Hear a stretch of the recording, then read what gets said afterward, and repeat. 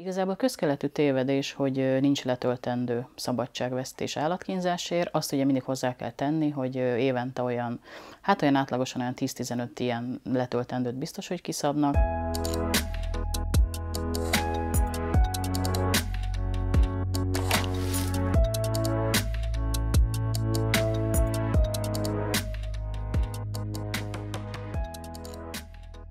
Volt egy kis kutatásunk tavalyi év során, így a Bojtár kereteiben.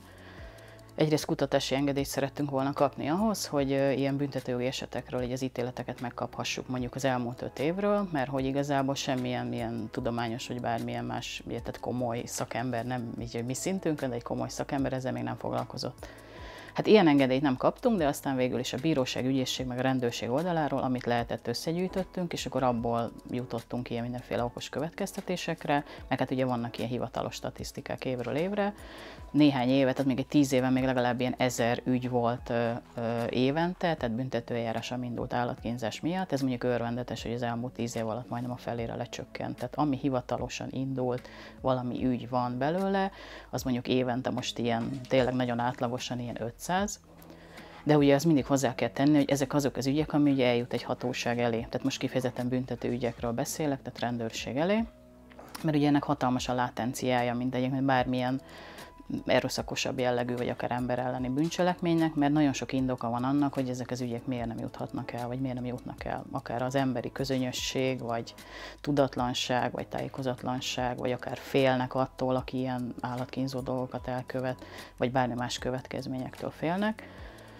Ez a büntetőjogi oldal, mert ugye az állatkínzásnak 2 oldala van, ugye nagyon leegyszerűsített büntetőjogi, meg ugye közigazgatási jellegű, és akkor ugye a büntetőjognál ugye rendőrség nyomoz, vagy ügyészség, aztán ugye bíróság, vagy még az ügyészi szakban esetleg már döntést lehet hozni, vagy ugye bírósághoz egy ítéletet, közig oldalon meg ugye különféle szervek vannak, akik ugye meg az állatvédelmi törvényt alkalmazzák. Ott több ezer ügy van évente, nem tudjuk egész pontosan, hogy mennyi, mert hogy a statisztika az így összemossa más ügyekkel, mert hogy azt mondja, hogy hasonló ügyeket vesz górcső alá évről évre. Hát nála hasonló ügy például a parlagfűmentesítés, mert hogy az állatvédelem, az állatkínzás is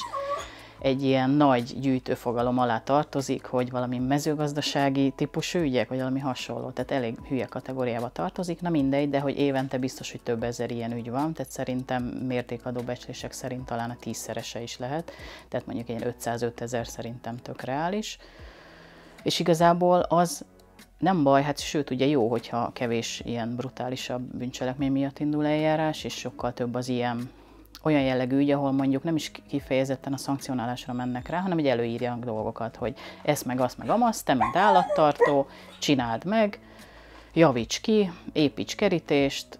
oltasd be, csipesztesd be, vidd el állatorvoshoz, javítsd meg a körülményeit, hát akár ilyen irreális elvárásokat is támaszthatnánk, ugye, hogy mondjuk társasan tartható állatoknál ugye akkor szereznek ki párt, de hát ez mondjuk ennek a joggyakorlata igen kicsi.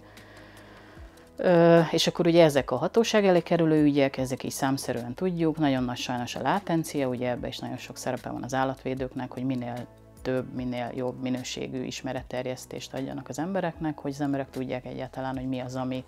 jó egy állatnak, meg mi az, ami rossz, vagy hogy nem feltétlenül az a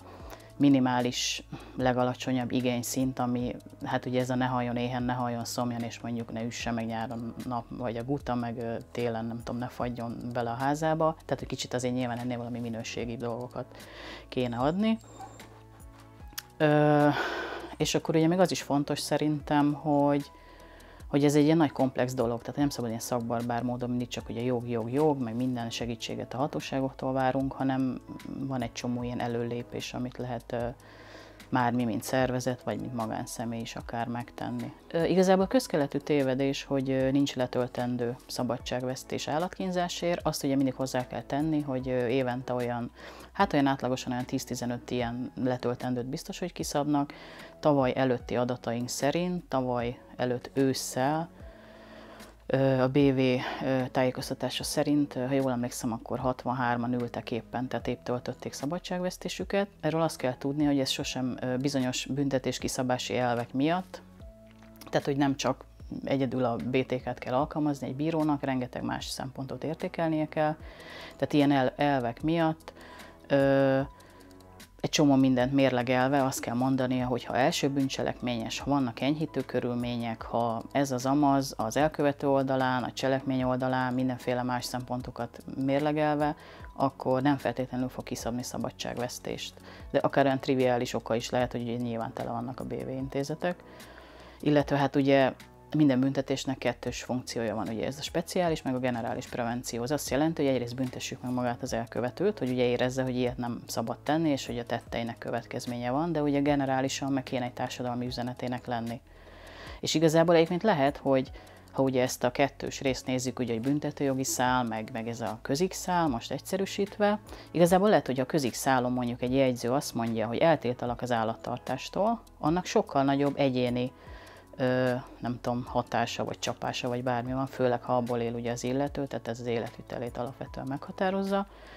mint hogyha mondjuk kiszabnak rá, nem tudom, 2 hónapot, 6 hónapot akármit, kijön, és ugye vidáman folytatja, mondjuk, ha ez valami ipari, vagy hogy mondjam, tehát ilyen haszonszerzési, vagy ilyen nagy volumenekbe csinálja, míg ugye egy ilyen jegyzői döntés az alapvetően ugye kész, elvágta ezt a életvitelt, ezt a módot. Úgyhogy ha önmagában valaki azért, nem tudom,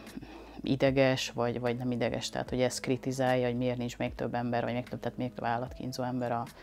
nem tudom, elzárva, rengeteg szempontot lehet vizsgálni, és lehet, hogy egy egyszerűbbnek, vagy gyengébbnek, vagy nem tudom, minek tűnő intézkedés vagy döntés az ő életét jóval jobban befolyásolja.